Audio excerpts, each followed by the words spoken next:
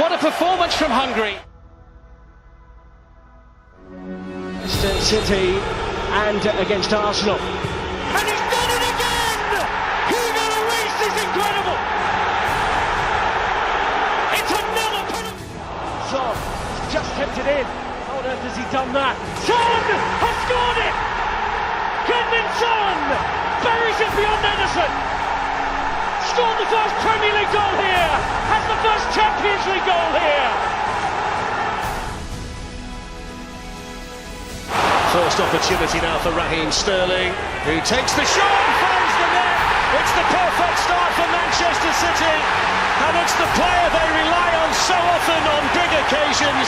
Raheem Sterling with a gigantic early goal for the home side.